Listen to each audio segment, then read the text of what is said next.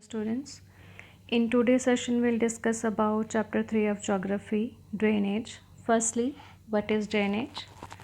The river system of an area is called drainage. The area drained by a single river system is called drainage basin.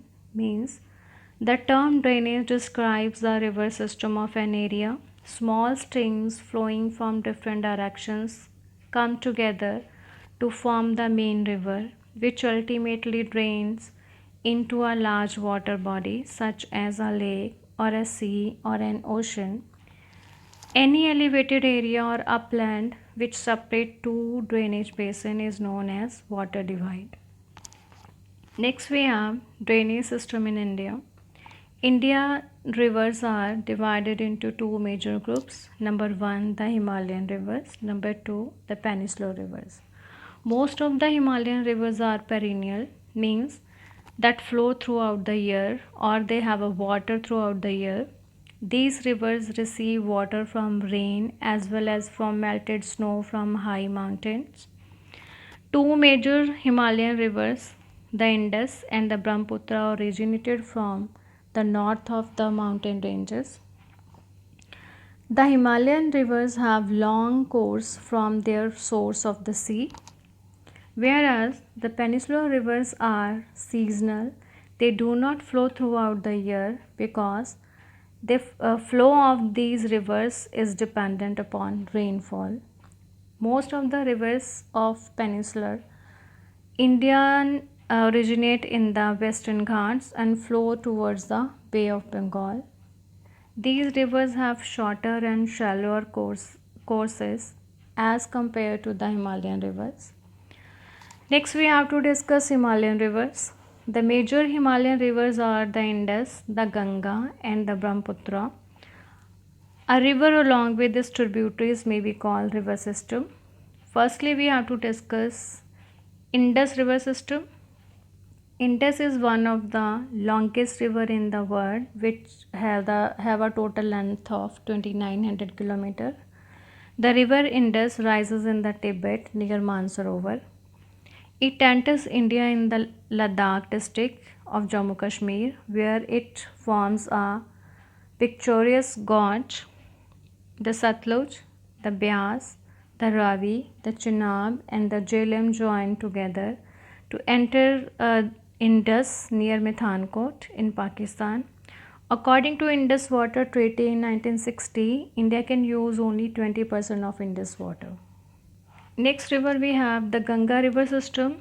The source of Ganga called the Bhagirathi as fed by Gangotri glacier and joined by the Alaknanda at Devprayag in Uttarakhand. The Ganga emerges from the mountain to the plains at Haridwar. The Ganga is joined by many tributaries from the Himalayas, a few of them being major rivers such as Yamuna, the Ghagra, the Gandak, and the Kosi. The length of Ganga is over 2500 km.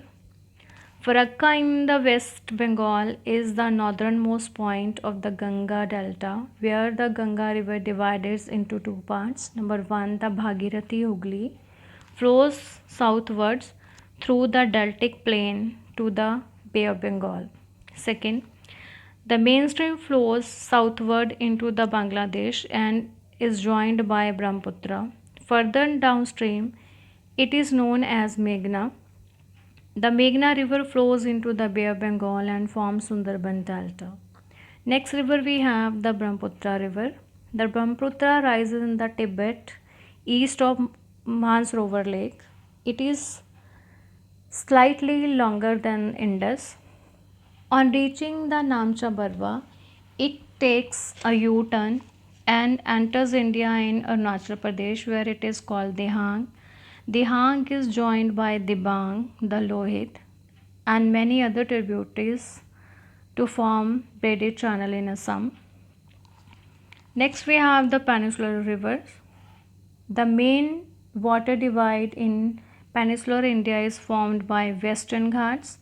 Most of the major rivers of peninsula such as Mahanadi, the Godavari, the Krishna, the Kaveri flows eastward and drain into Bay of Bengal. These rivers make delta at their mouth.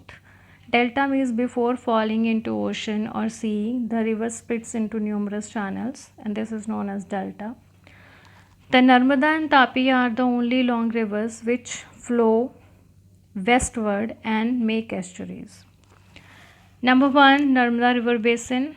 The Narmada rises in the Amarkantak Hills in Madhya Pradesh.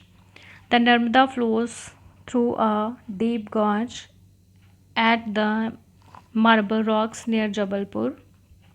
At the other falls, the river jumps over steep rocks. The Narmada Basin covers part of Madhya Pradesh and Gujarat. Next river we have the river Tapi. The Tapi rises in the Satpura ranges in the Betul district of Madhya Pradesh. It drains Madhya Pradesh, Gujarat and Maharashtra. Next we have the Godavari River. The Godavari is the longest peninsular river. Its length is about 1500 km. It rises from the slopes of Western Ghats in the Nasik district of Maharashtra. It drains Maharashtra, Madhya Pradesh, Orissa and Andhra Pradesh.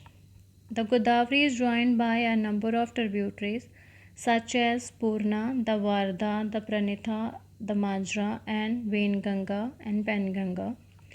Because it's the largest peninsular river and it has a equal respect as Ganga has in the north, that's why it is called Dakshin Ganga. Next river we have the Mahanadi Basin. The Mahanadi rises in the highlands of Chhattisgarh. The length of river is about 860 km. It drains Maharashtra, Chhattisgarh, Jharkhand and Orissa. Next river we have the Krishna River. It rises from the spring near Mahabaleshwar. The length of the Krishna is about 1400 km. It drains Maharashtra, Karnataka and Andhra Pradesh. The last river we have the Kaveri Basin. The Kaveri River in the Brahmagiri range of Western Ghats. The total length of Kaveri is 760 km. It drains parts of Karnataka, Kerala and Tamil Nadu. This is all about today's lecture. Thank you.